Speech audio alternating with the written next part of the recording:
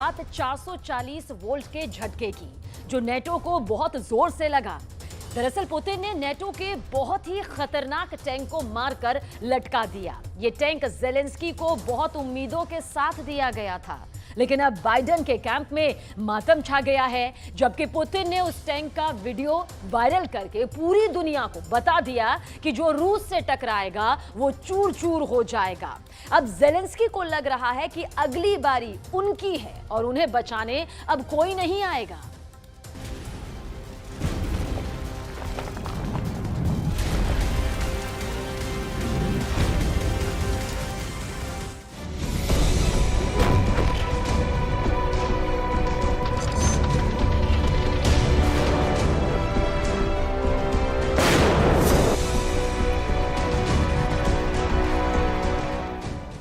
एक car war zone में बड़ी चली जा रही है। विंडस्क्रीन यानी आगे के शीशे पर गोलियों के निशान हैं। आसपास तबाह हो चुकी बख्तरबंद गाड़ियां और बैटल टैंक देखे जा सकते हैं। ड्राइवर नीचे झुककर वीडियो बना रहा है क्योंकि गोलियों की बौछार जारी है। कह सकते हैं कि यह मौत की घाटी में टहलने जैसा है।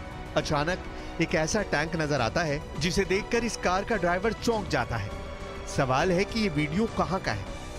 तो जवाब है कि ज़ापोरिज़िया के रोबोटाइन का वीडियो है और यहां काउंटर अटैक के दौरान एक ऐसा वीडियो शूट किया गया है जिसे देखकर यूक्रेन के राष्ट्रपति व्लादिमीर ज़ेलेंस्की के होश उड़ गए हैं। ब्रिटेन के प्रधानमंत्री ऋषि सुनक को बहुत बड़ा झटका लगा है। अमेरिका के राष्ट्रपति जो बाइडेन और उनकी फोर्स कांपने लगी है और ये सब देखकर व्लादिमीर पुतिन ठहाका लगाकर हंस रहे हैं।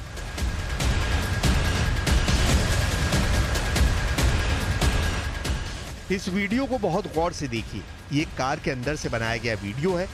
कैमरा वॉर जोन की तरफ है और यहां नजर आता है एक जलता हुआ टैंक।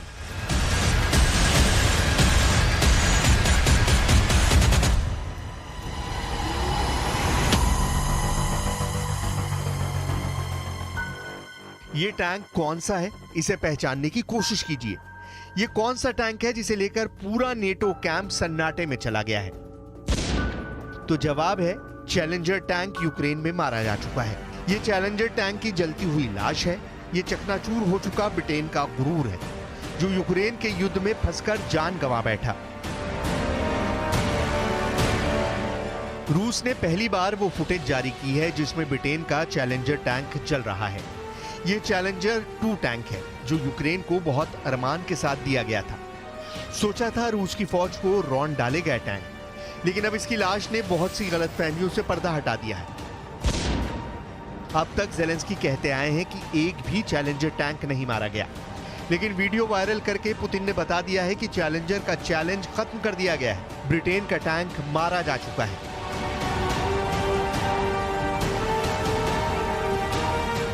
चैलेंजर टैंक की लाश का वीडियो जारी होने के बाद पूरा ब्रिटेन सहमा हुआ है। लंदन की खामोशी बता रही है कि पूरा ब्रिटेन इस खबर पर मातम मना रहा है। चैलेंजर टैंक की लाश का वीडियो जारी होने के बाद पूरा अमेरिका डरा हुआ है। न्यूयॉर्क की बेचैनी इस सन्नाटे से साफ नजर आ रही है, क्योंकि अब अमेरिका अपना एब्राम्स टैंक भी यूक्रेन को देने जा रहा है। ऐसे में सवाल है कि क्या पुतिन ने अमेरिका के एब्राम्स टैंक की भी लाश बाइडेन को फ्री डिलीवरी के तौर पर भेजने का इंतजाम कर लिया है?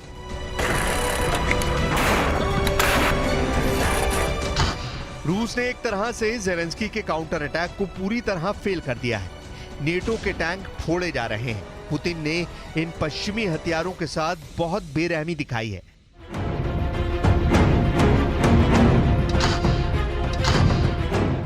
हालात ये हैं कि ज़ेलेंस्की अब यूरोप और अमेरिका को मुंह दिखाने लायक नहीं रहे हैं। नेटो के टैंक को तबाह करके पुतिन ने बता दिया है कि चाहे लेपर्ड हो या फिर चैलेंजर, रूस के सामने दुश्मन की कोई भी वॉर मशीन टिकने वाली नहीं है। और अब ज़ेलेंस्की का काउंटर अटैक पूरी तरह फेल करने का सबसे बड़ा सबूत पुतिन ने दिखा दिया है। चैलेंजर। इससे पहले जून के महीने से चैलेंजर टैंक का वीडियो जब ज़ेलेंस्की ने वायरल किया था, तब बड़े बड़े दावे किए जा रहे थे। आहिस्ता आहिस्ता बढ़े चले आ रहे इस चैलेंजर टैंक को ज़ेलेंस्की का एक और फौलादी हथियार कहा गया।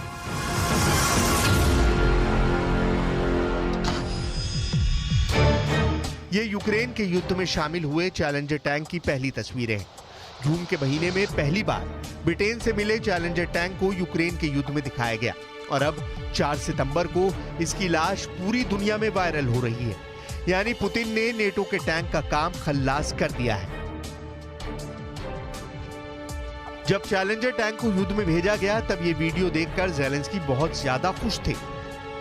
ज़ेलेंस्की को लगा कि उनके हाथ में चैलेंजर नहीं बल्कि गेम चेंजर लग गया है। ब्रिटेन ने चैलेंजर टैंक ज़ेलेंस्की को बहुत उम्मीदों के साथ दिया। ब्रिटेन को उम्मीद थी कि इसी टैंक से यूक्रेन की फौज पुतिन के मोर्चों को रौंद कर रख देगी। लेकिन जिस तरह का युद्ध इस वक्त पुतिन लड़ रहे हैं उसमें दुश्मन की मौत तय मानी जा रही है। पुतिन ने इससे पहले लेपर्ड टैंक का शिकार किया और फिर ये वीडियो पूरे यूरोप में वायरल करवा दिया ताकि नेटो इस वीडियो को गौर से देख ले और इस बात को गांठ बांध कर रख ले कि पुतिन की फोर्स के आगे नेटो का हर हथियार फेल होगा, बुरी तरह मारा जाएगा।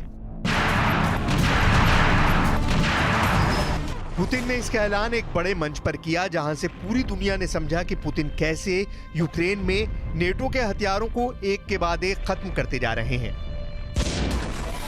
पुतिन का दावा है कि नेटो ने यूक्रेन को जितने भी टैंक और बख्तरबंद गाड़ियां दी हैं उसमें 30% खत्म हो चुकी हैं। Сегодня я уже говорил о том, что там на одном участке предпринимаются попытки атак силами 2 рот при поддержке 5 танков. На другом участке тоже 1,5 роты примерно при поддержке 2 танков. Танки горят, несколько танков уничтожено. И это в том числе леопарды. И вчера было то же самое. И вчера были леопарды.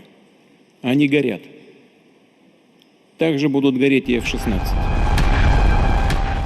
पुतिन कह रहे हैं कि नेटो का हर हथियार तबाह किया जाएगा और अगला नंबर F-16 का होगा।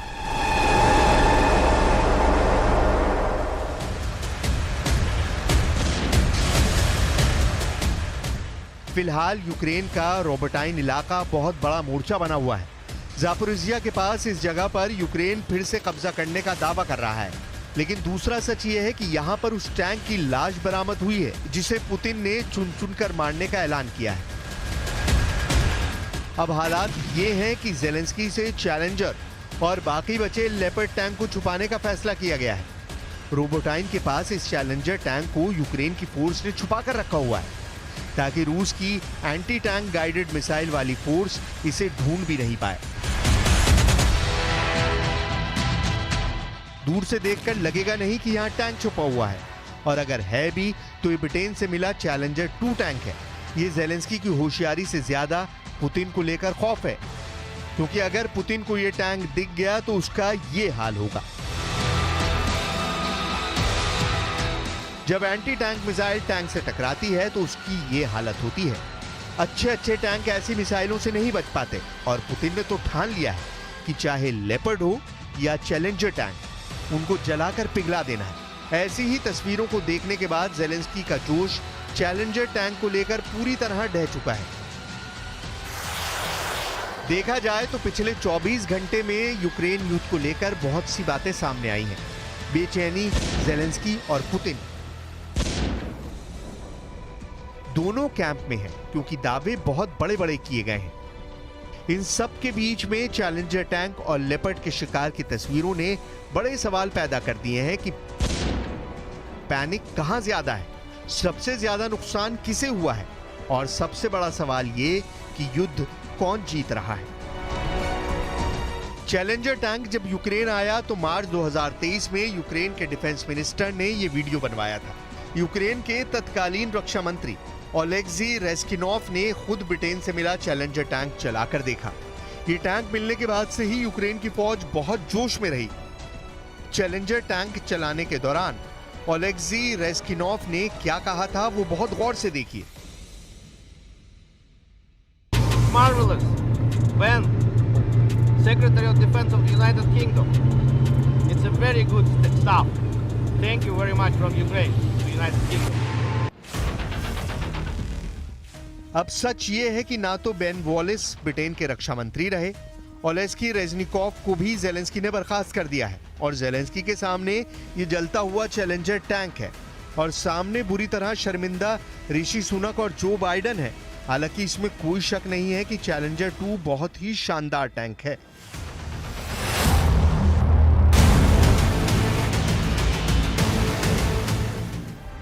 रूस के T-90 जैसे खतरनाक टैंक का मुकाबला करने के लिए ब्रिटेन ने ऐसे 14 टैंक यूक्रेन को फौरन सप्लाई कर दिए थे और अब ये लेपर्ड टैंक के साथ रूस से लड़ रहा है। ब्रिटेन के चैलेंजर की गन 120 मिलीमीटर की है और जर्मनी के लेपर्ड की गन भी इसी साइज की है।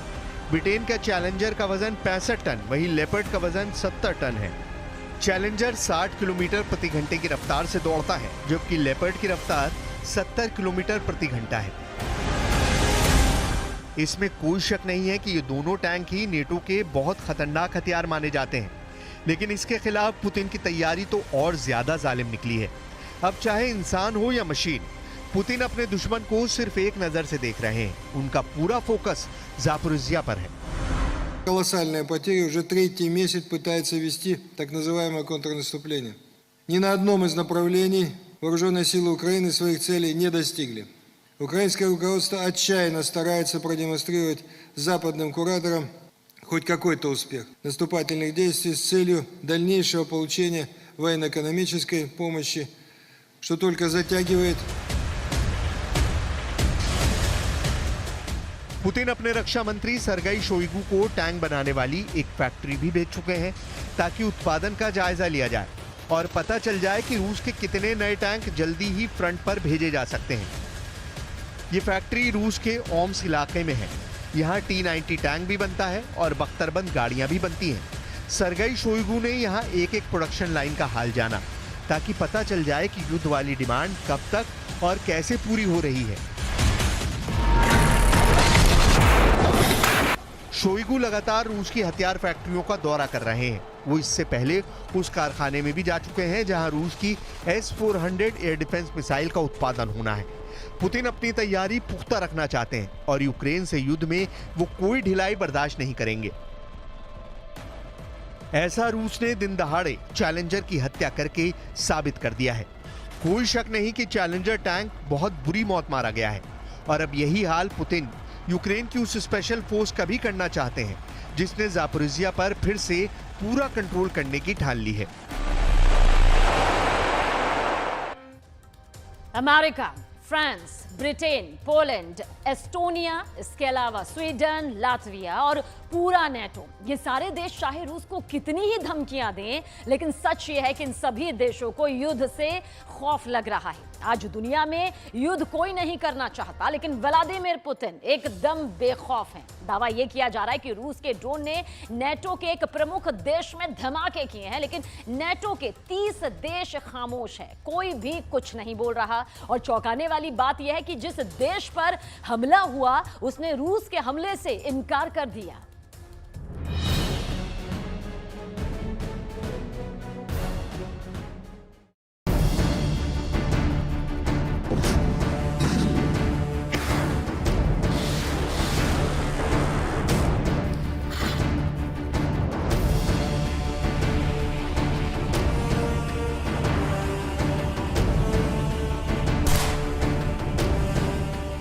पुतिन नेटो देशों की कोई परवाह नहीं करते हैं।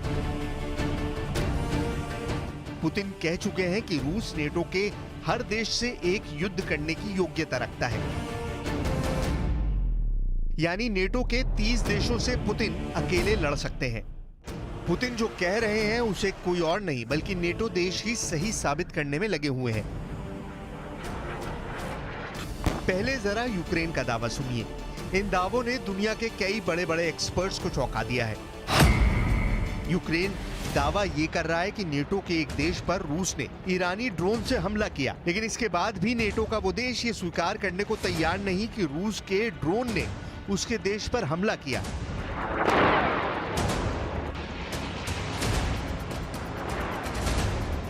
आखिर ये कौन सा देश है जिस पर पुतिन ने ड्रोन गिरवा दिए हैं? ये दुनिया की इस वक्त की सबसे बड़ी खबर है।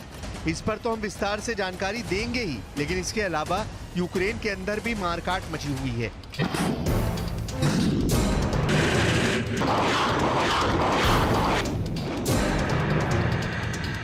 यूक्रेन के जिस रक्षा मंत्री को जेलेंस्की ने बर्खास्त किया है, वो रक्षा मंत्री अब जेलेंस्की पर ही सवाल उठाने लगा है, यूक्रेन को ही गलत साबित करने में जुट गया है। जेलेंस्की की लीडरशिप और जेलेंस्की के फैसलों को ही कटघरे में खड़ा किया जा रहा है। यूक्रेन के अंदर का ये खूनी गदर एक और जंग की तरह है। इसके अलावा रूस के रक्षा मंत्री सरगई शोइगु ने भी जेलेंस्की के जख्मों पर बहुत तगड़ा नमक छिड़का है। आखिर ऐसा क्या किया है पुतिन के इस करीबी लीडर ने, सब कुछ आपको बताने वाले हैं। लेकिन सबसे पहले हम बात करेंगे कि आखिर कैसे और कब रूस ने नेटो के एक और देश को सबक सिखाया और नेटो के 29 देश देखते रह गए।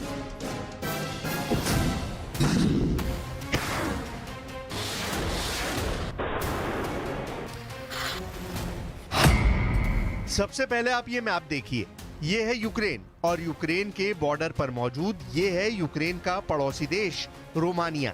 यूक्रेन का एक बंदरगाह रोमानिया की समुद्री सीमा को छूता है जिसका नाम है इस्माइल।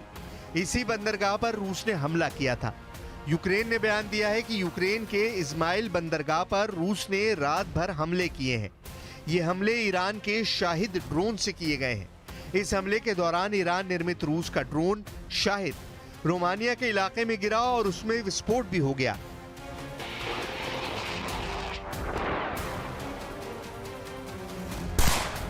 अब ये इसलिए एक बहुत बड़ी बात है क्योंकि रोमानिया नेटो का सदस्य देश है और नेटो का ये उसूल है कि नेटो के किसी एक देश पर हमला पूरे के पूरे नेटो के 30 देशों पर हमले की तरह है। यानी अगर यूक्रेन का दावा सही है कि जब रूस के ड्रोन रोमानिया की सीमा के अंदर गिरे और रोमानिया में रात भर विस्फोट होते रहे, तो फिर यह हमला रोमानिया के साथ साथ नेटो की एकता और अखंडता पर भी है। नियमों के मुताबिक तो अमेरिका और बाकी 29 नेटो देशों को इस पर विरोध करना चाहिए था, लेकिन सब के सब पुतिन के खौफ से खामोश नजर आ रहे हैं। यूक्रेन के विदेश मंत्रालय के प्रवक्ता ओलेग निकोलेंको ने तो सोशल मीडिया पर कहा कि यूक्रेन की राज्य सीमा रक्षक सेवा के अनुसार ईरान से मंगवाया गया ड्रोन शाहिद रात भर रोमानियाई क्षेत्र में गिरता रहा और धमाके भी होते रहे। जब रूस ने डेन्यूब नदी पर मौजूद इस्माइल बंदरगाह पर हमला किया तब रोमानिया में ड्रोन गिरे।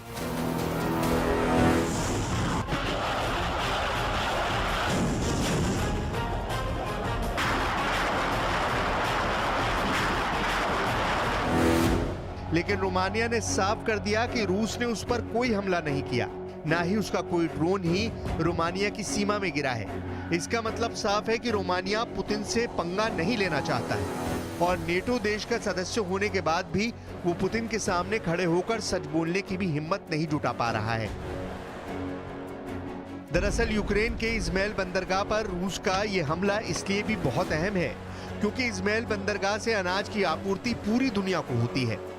पुतिन ने तुर्की के राष्ट्रपति अर्दोगान के साथ हुई मीटिंग के बाद यह साफ कर दिया है कि काला सागर अनाज निर्यात सौदे को तब तक नहीं मानेगा जब तक यूरोप रूस की मांगे नहीं मानेगा।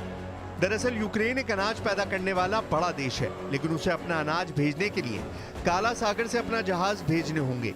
लेकिन काला सागर में पुतिन की नौसेना फौलाद की तरह जमी हुई है।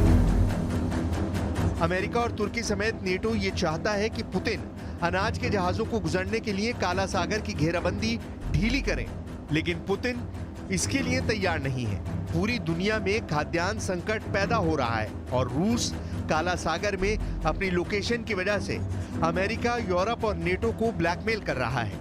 काला सागर के जिस समुद्री रास्ते से रोमानिया अपने जहाज बेचता है, उन समुद्री रास्तों पर भी पुतिन की सेना हमला कर चुकी है। तुर्की के राष्ट्रपति ने पुतिन को मनाने की कोशिश की, लेकिन ये कोशिश नाकाम हुई।